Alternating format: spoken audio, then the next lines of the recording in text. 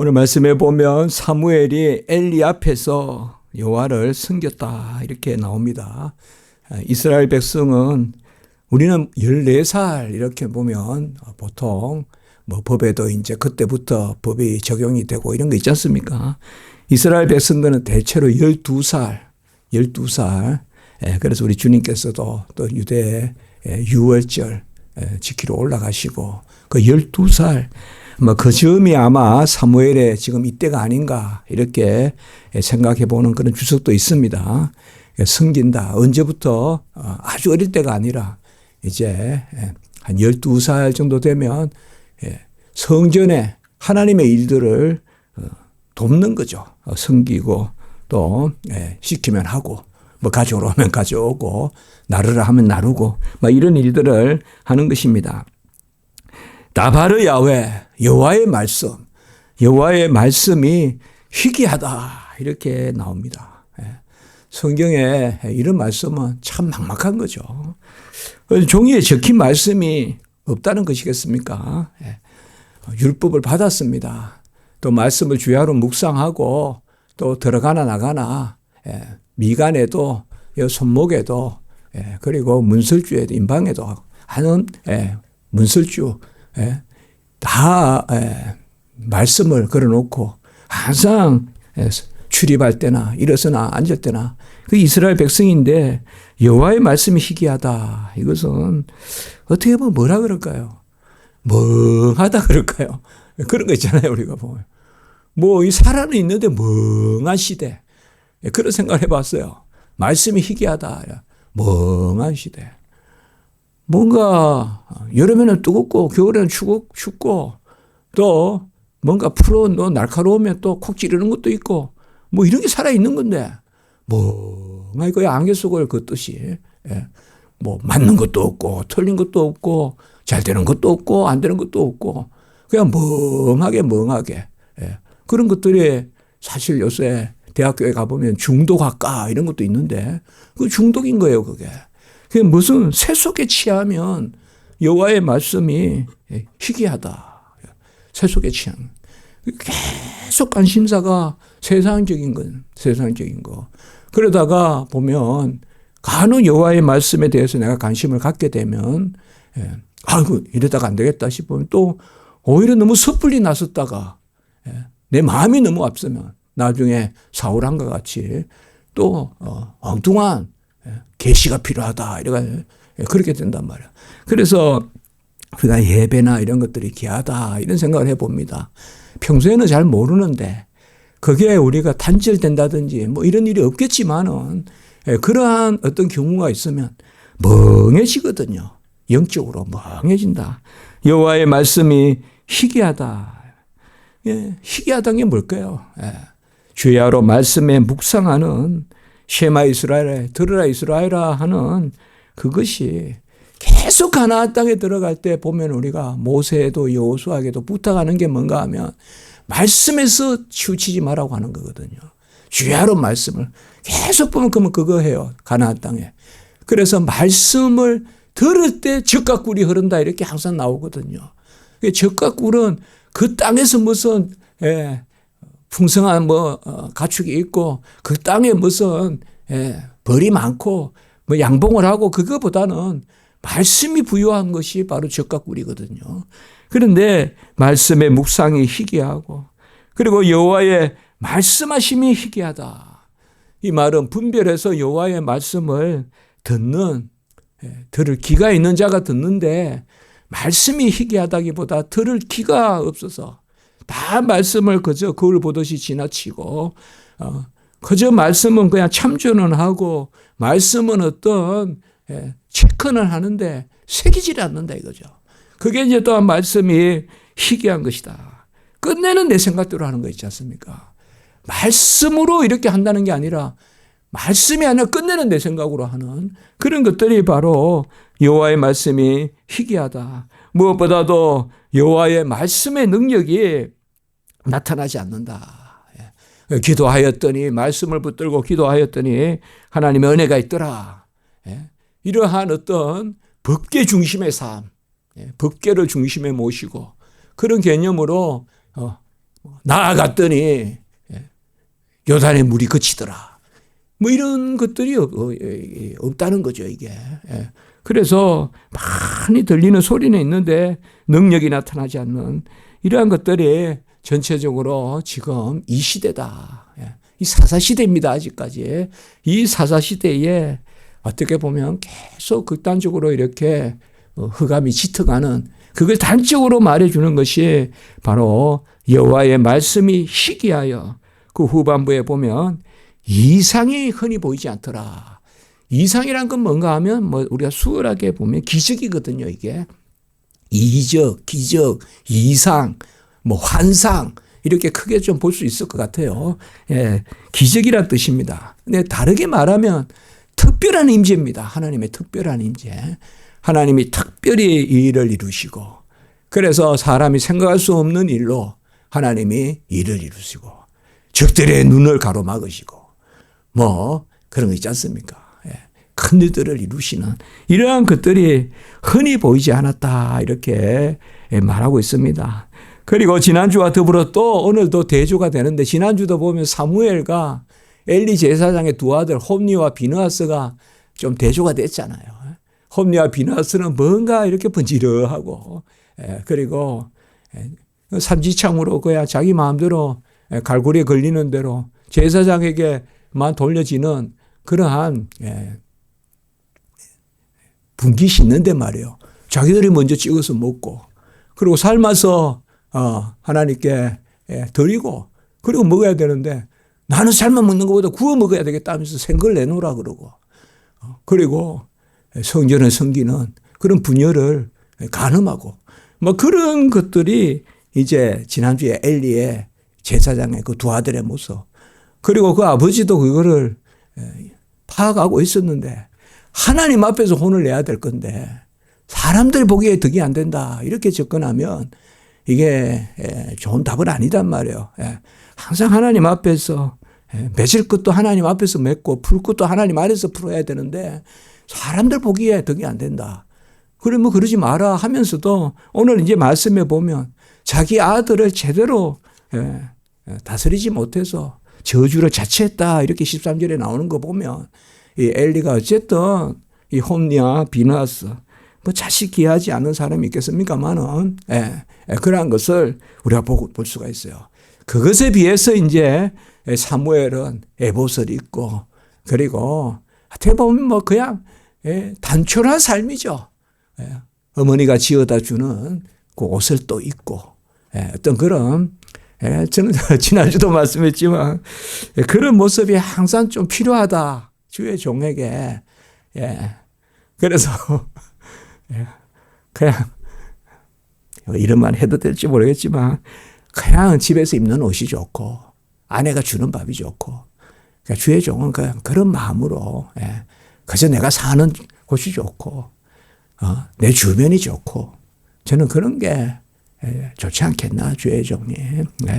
막 뭐 우리가 견문을 높이고 이런 거는 필요해요. 그렇지만은 마음 말이요 마음이 막 털떠가지고 그게 아니라 항상 잠잠해. 어느 구석에 있어도 내가 있는 곳이 천국이다. 그렇게 찬송하지 않습니까? 뭐 우리 인생이 뭐 얼마나 많이 다닐 거고 얼마나 많이 경험할 거예요. 견문이 넓다면 얼마나 돌아다닐 볼 겁니까? 저도 뭐 그렇게 보면 하나님 안에서 복을 누렸죠. 미국서도 살아봤고 영국서도 살아봤고 또 이것저것 또 다녀봤고 하게 한다고. 그것으로 족하죠. 그러니까 그러한 항상 주의 종들은 단촐합니다. 단촐해요. 삶의 궤적이 복잡하지 않습니다. 단촐해요.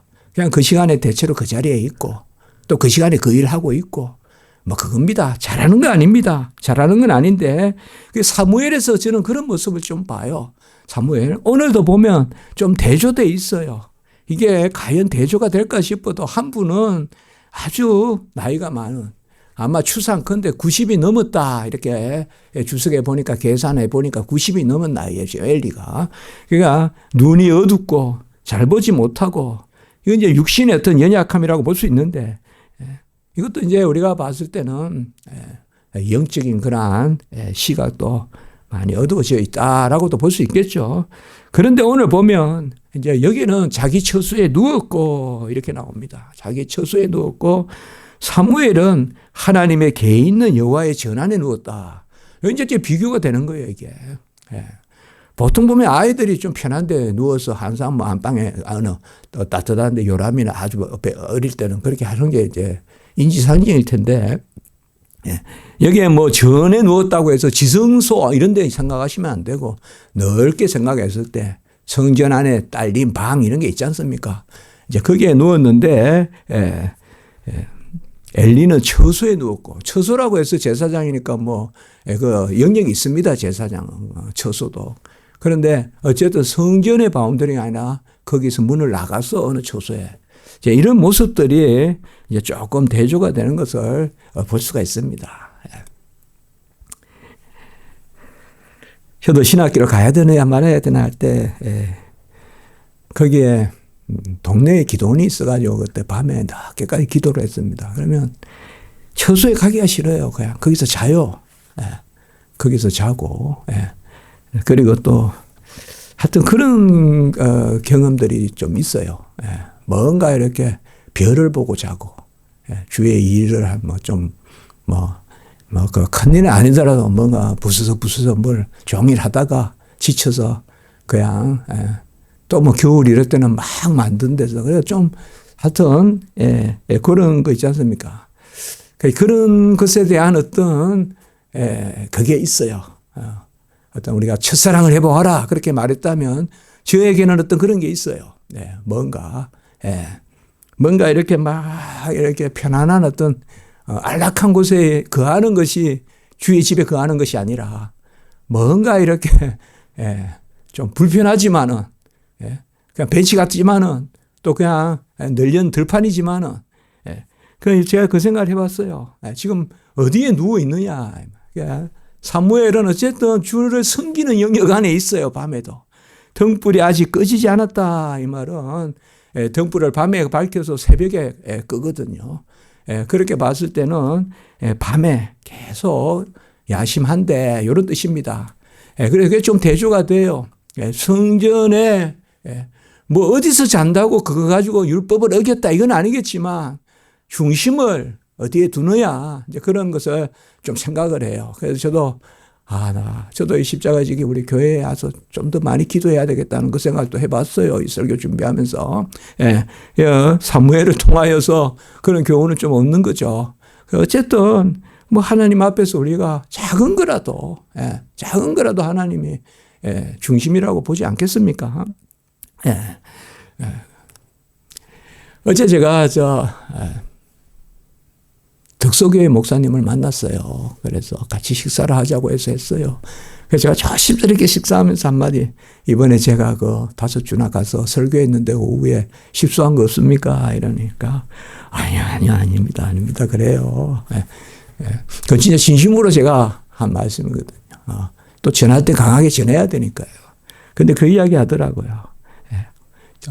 이번 주 설교 때도 인용했습니다. 제 설교를. 안 하지는 말자. 계속 그 이야기 합니다, 지금. 하는 사람은 판단하지 않고, 안 하는 사람이 판단한다. 흙을 파는 사람은 이미 흙을 파는 일에 힘이 붙이고, 그러니까 조금 삐뚤어도 이렇게 할 수밖에 없다. 그게 돌이 나올 수도 있고, 나무 뿌리가 나올 수도 있고, 그러니까 그렇게 할 수밖에 없다. 그런데 길 가는 사람은 왜 똑바로 안 하냐 이렇게 한단 말이에요. 파보는 사람은 안단 말이에요. 그 안에 뭐가 튀어나올지. 돌이 큰 바위가 박혀 있을 수도 있고. 그래서 일을 하면 우리가 불평하지 않고 일하는 사람은 오히려 감사하고 일 안 하면 오히려 판단한다. 이제 그런 말을 했어요. 뭐 우리 교회에서도 전하는 말인데 그 이야기를 했다 그래요. 저도 그 생각을 오늘 여기 말씀도 어쨌든 교회에 이렇게 건접해서 중심을 두고 그런 사람들은 항상 애통하죠. 가슴을 치고 나의 부족함이 보이고 연약함이 보이죠. 그래서 사무엘이 그러한 삶을 사는데 이제 대조의 그 가장 중요한 게 여호와의 말씀이 희귀하고 이상, 어떻게 보면 이상 이런 게 뭐겠어요? 크게 보면 어떤 뭔가의 사건이나 어떤 것을 통하여 여호와의 현존을 보여주시는 게 이상이거든요. 그래서 아까 환상, 기적, 뭐 표적, 이상 다 같이 쓸 수 있는 그러한 단어거든요. 그러한 이상이 나타납니다. 그게 바로 밤에 여호와께서 사무엘을 부르시는 거예요. 그 시대는 지금 여호와의 말씀도 따바르 야훼도 없고 이상을 우리가 히브리어로 하존이라고 그래요. 하존. 이상도 보이지 않고 많지 않은 그 시대에 이제 사무엘에게는, 이 어린 사무엘에게는, 이제 막 수종 들기 시작한 사무엘에게는 하나님이 말씀을 들려주시고 이상을, 곧 여호와의 현존을 보여주십니다. 그래서 밤에 3번이나 사무엘을 부릅니다. 사무엘을 부르는데 사무엘이 이런 경험을 한 적이 없으니까 당연하지 않겠어요? 당연하죠. 이게 어디에 하나님이 부르신다 생각했겠어요. 그러니까 엘리 제사장을 뛰어가 가지고 사무엘아 하니까 뭐 제사장님이 저를 부르셨습니까? 부르셨습니까? 3번이나 이제 그렇게 가서 하니까 안 불렀다. 가서 빨리 자거라. 눕거라. 이제 이렇게 했단 말이에요. 그런데 이제 계속 그렇게 3번이나 하니까 엘리 제사장도 역시 이제 제사장이니까 이것은 여호와가 사무엘을 찾는 소리다. 그래서 이제 다시 부르거든. 말씀하소서 종이 듣겠나이다. 이건 성경에서 많이 볼 수 있잖아요. 말씀하소서 종이 듣겠나 하여라. 이렇게 이제 이야기하고 있습니다. 그랬더니 주님께서 오늘 10절에 보면 정과 같이 여호와께서 임하여 서서, 이게 이제 현존이란 말이에요. 여호와의 현존. 이게 사실 넓게 보면 이상이거든요. 이상이 보인 거예요. 그러니까 보여주신 거예요. 여호와가 현존을 보여주신 거예요. 그래서 말씀하소서 종이 듣겠나이다 라고 하니까 내가 한 일을 행하리니 2귀가 울리리라.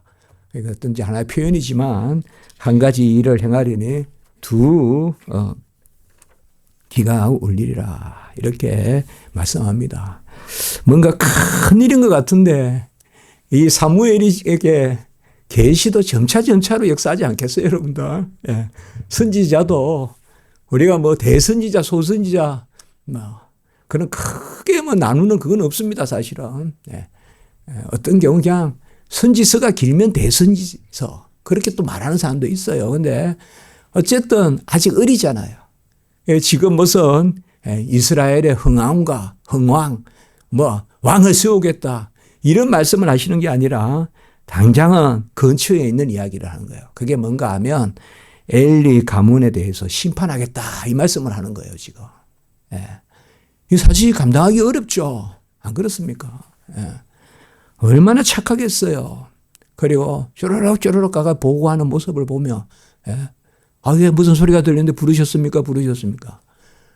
엔간하면 좀 게으르면 밤인데 그냥 내 새벽에 이야기해야 되겠지 하지만 쪼르륵 가가 이야기한단 말이에요. 그런 거 보면 충실하게 엘리 제사장은 섬겼단 말이에요. 그래서 충실하게 섬겼단 말이에요. 그런데 바로 엘리 제사장에게 내가 어떤 제물로나 예물로나 속죄함을 받지 못하겠다. 이렇게 말하고 있습니다. 이건 어떻게 보면 첫 번째 여호와께서 사무엘에게 오셔서 사무엘에게 어떻게 보면 심판을 이야기하시는 거예요.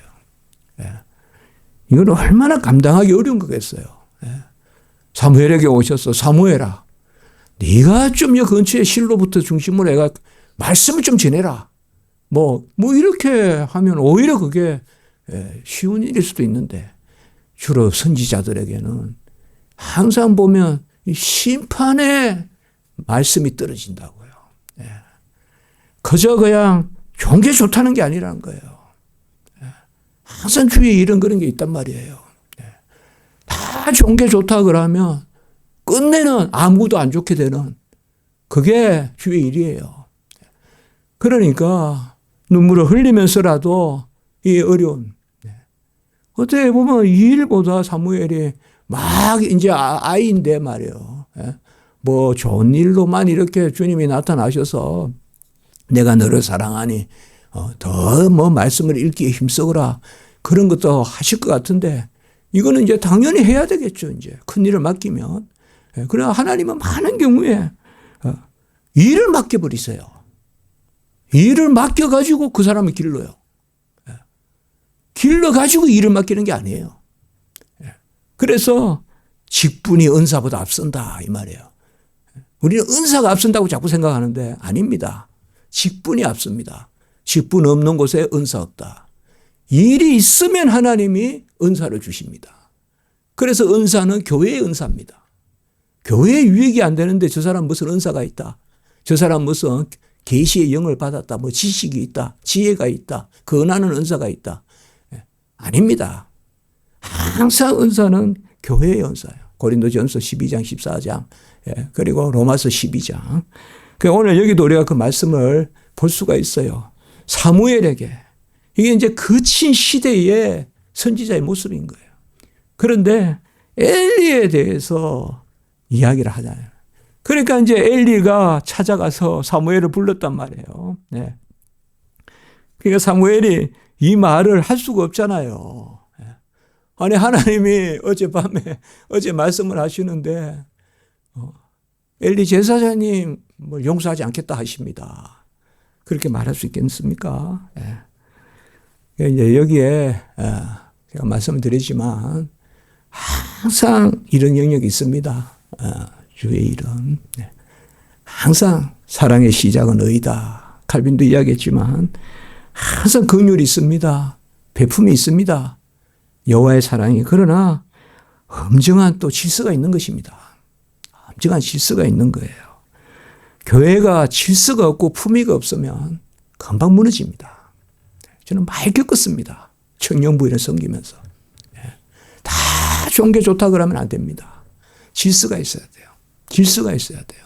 함부로 여기저기 그냥 누구라도 기준이 되고 이러면 될 것 같아도 그거 사랑 아닙니다.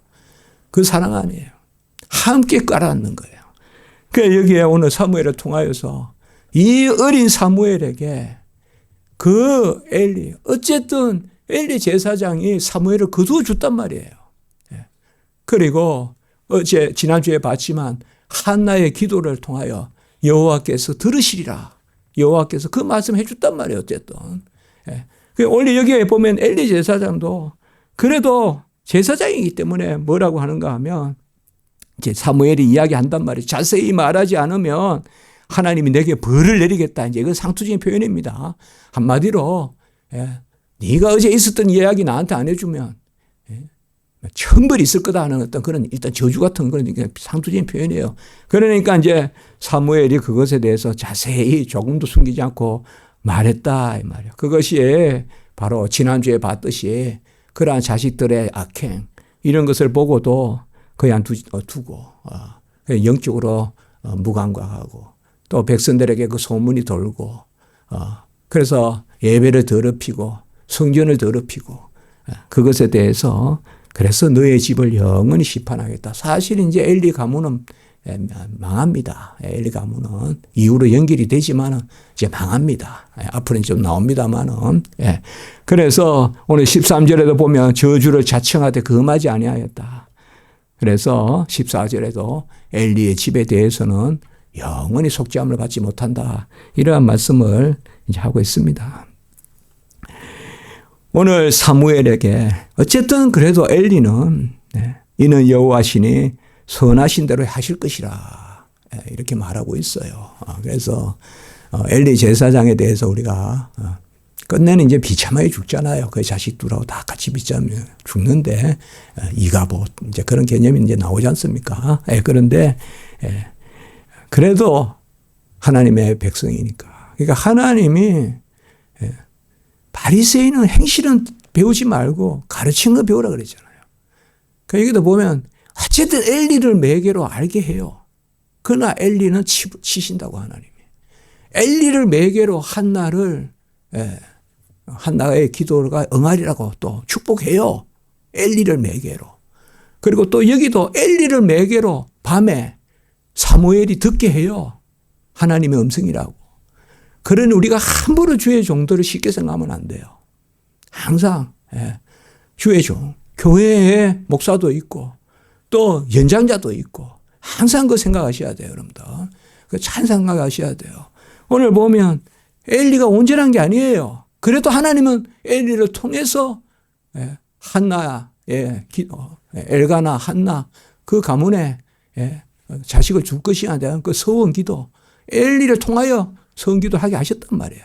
그리고 오늘도 보면 그만 말씀드렸지만 분별력, 사무엘에게 어쨌든 네 번째 하나님의 음성이다 들으라. 그렇게 가르쳐주고 또 보면 무슨 말이든 해라 하고 막 저주하고 하니까 당장 그냥 이놈이 괘씸하다. 그 사무엘 너 당장 그냥 내려가 그냥 집으로 가라. 이렇게 하지 않고 여기도 보면 그의 말이 하나도 땅에 떨어지지 않게 하신다. 아니요. 죄송해요. 그 바로 위에 18절에 여호와께서 선하신 대로 행할 것이다. 그러니까 이런 것을 보면 하나님께 맡겨야 돼요. 우리가. 하나님께. 꼭 교회에서 어느 직분을 제가 말하는 거 아니에요. 저도 마찬가지예요. 신학교나 또 어디에나 가면 다 이런 구조 안에 있어요. 이런 구조 안에 있거든요. 그러니까 이럴 때 항상 생각해야 돼요. 항상. 막 그냥 좋은 사람은 좋고 끝까지 좋고 아니요. 좋은 사람이 나쁠 때도 있고 나쁜 사람이 좋을 때도 있고 나쁜 사람이 좋은 말 해줄 수도 있고 좋은 사람이 나쁜 말 할 때도 있고 항상 그래 생각해야 돼요. 항상. 하나님만이 항상 불변하시지. 좋은 사람 없어요. 좋은 사람 없다고요. 그런데 언젠가 좋은 말 해줄 사람은 있어요.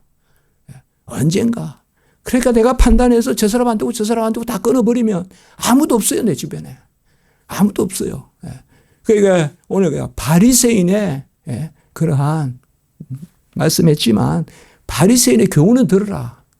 그들의 입을 통하여. 그러나 그들의 행실은 안 봐요. 뭐 바리새인이 저러냐. 그래도 바리새인이 중얼중얼 하는 그 율법은 들으라 이거예요. 오늘 우리가 말씀에서 그런 것을 우리가 볼 수가 있어요. 이런 것을 우리가 주는 귀한 교훈이죠. 그리고 이제 19절부터 사무엘이 자라매 사무엘이 하나님이 그와 함께 계시다. 함께 계세요. 그래서 그의 말이 하나도 땅에 떨어지지 않는다. 하나도 떨어지지 않는다. 마찬가지입니다.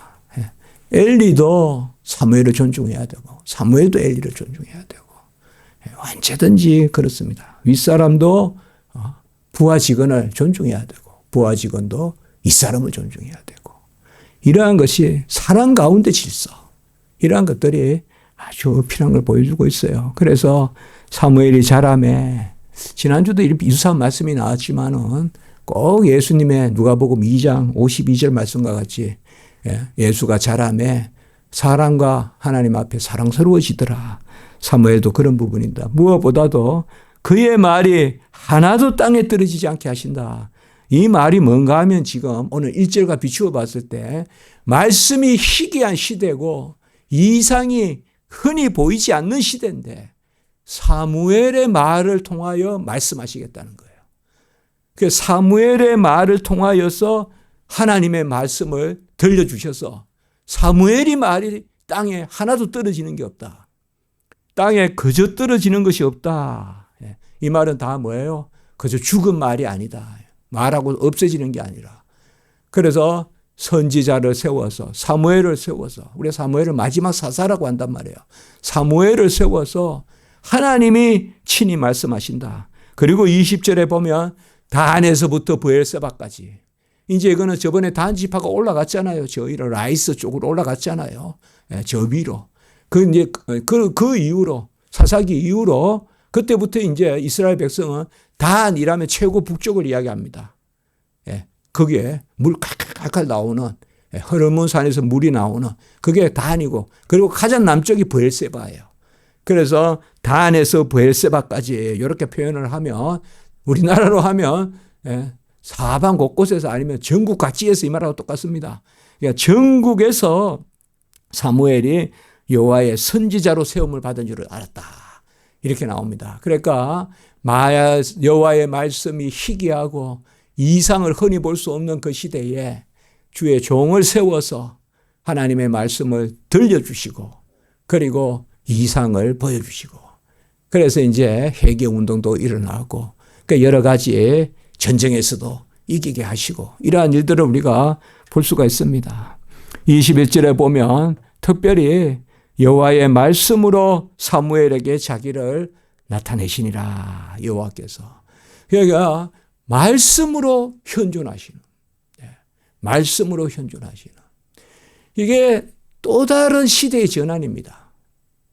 이제 이스라엘 백성에게 그동안 만나와 메추라기와 그리고 요단이 서고 홍해가 갈라지고 그리고 또 해야 뭐 달아 야알용 골짜기에 기브온 골짜기에 그런 막 큰 기적들이 일어나잖아요.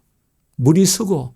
근데 점점 이제 시대가 한 단계 한 단계씩 나아갈수록 말씀이 전개될수록 우리가 점차 뭔가 하면 말씀이 현존이 돼요. 여호와의 말씀이 여호와의 현존이 된다고요. 이제는.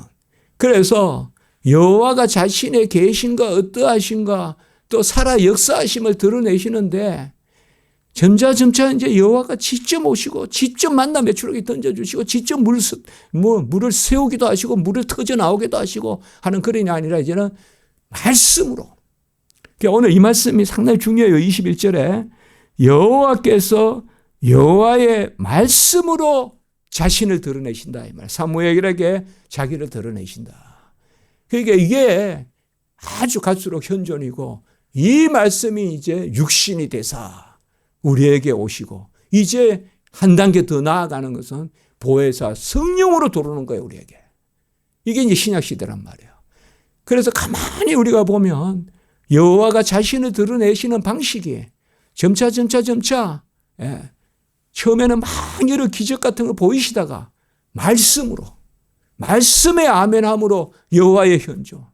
그래서 다윗이 밤에 침상에 눈물을 흘리면서 여호와를 만났다고 기뻐하시는 것은 진짜 육체적으로 만나고 뭐 육안으로 만난 게 아니라 말씀으로 여호와의 어떠하심을 아멘할 때 여호와를 만나는 것이단 말이에요. 말씀에 아멘하는 게 여호와를 만나는 것이단 말이에요. 여호와가 여기도 계시고 뒤에도 계시고 앞에도 계시는데 뭐 만난다는 개념이 사실 어떻게 우리가 가능하겠어요? 어디서 만납니까? 모든 곳에 계시는데 이미 만나고 있는데 안 그래요? 여호와가 어느 곳에 계시지 않잖아요. 모든 곳에 계시는데. 그러니까 여기에 말씀이 이게 이제 사사시대에서 다윗 시대로 그리고 시편을 짓고 또 말씀으로 찬양을 하고 주야로 율법을 묵상하고 이 법궤가 중요하게 등장하고 이러한 것들이 말씀의 시대로 간다는 거죠. 말씀의 시대로. 그래서 말씀이 희귀하고 이상이 흔히 보이지 않던 시대에 여호와께서 말씀으로 사무엘에게 말씀하시니라. 이게 얼마나 귀합니까? 이것이 여호와의 현존을 드러내시는 말씀을. 그래 우리가 여호와여 보여주소서. 여호와여 뭐 문이라도 두드리는 소리 좀 들려주소서. 그거 다 부질없다 이 말이에요. 하나님의 말씀에 아멘하면 귀하게 주신 말씀에 아멘하면 그것이 여호와가 내 안에 거하는 거예요. 말씀이 육신 가운데 거하여 말씀이 육신이 되사 우리 가운데 거하시니 우리가 그의 영광을 보니 은혜와 진리가 충만하더라. 우리가 그 충만한 데서 누리니 은혜 위에 은혜로라. 요한복음 1장 14절 16절. 요 신약시대 성취로 가는 하나의 사사기에서 이제 사사시대에서 왕조시대로 넘어가는 터닝 포인트가 바로 말씀에 있다는 것. 그것을 우리가 한번 오늘 마지막 절에서 특별히 새겨봅니다. 기도드리겠습니다. 거룩하고 자비로우신 하나님 아버지, 은혜와 사랑을 진실로 감사합니다. 언제나 흑암이 짙고 언제나 이 말세에 미혹과 불법이 많지만 하나님 아버지여 말씀으로 말씀하심으로 여호와의 어떠하신가 살아계신가 역사하심과 그 현존을 우리에게 나타내시고 우리가 아멘 아멘 하며 그 말씀대로 살아가고 기뻐하고 역사하시는 하나님의 은혜로 찬미하는 그러한 아버지 은혜가 있게 해 주시옵소서. 우리도 아버지여 깨어 하나님의 일을 감당하게 하시고 언제나 여호와의 현존에 가까이 하게 거하고 사무엘이 아버지여 밤에 성전에 거하며 기도하듯이 우리도 언제나 주를 모시고 사는 저희들 되게 주시옵소서. 감사합니다. 이제 우리의 기도를 들어 응답하여 주시옵소서. 예수님의 이름으로 기도드리옵나이다. 아멘.